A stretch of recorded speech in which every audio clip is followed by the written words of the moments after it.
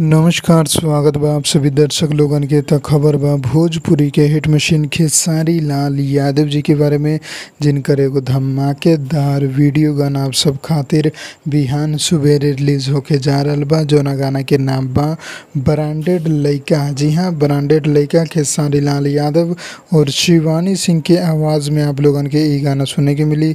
जौना के पंकज और अखिलेश कश्यप जी लिखले बड़े, संगीत दिले बड़े जेपी तिवारी जी और अन्नपूर्णा फिल्म्स यूट्यूब चैनल पर बिहान सुबह यानी कि 7 तारीख के सुबह सुबह आप लोगन के एकर वीडियो सॉन्ग देखे के मिल जाई।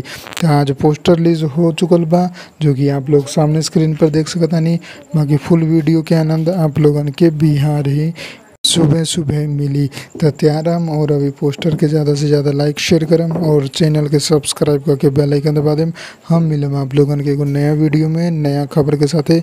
जय हिंद, जय भोजपुरी, प्रणाम।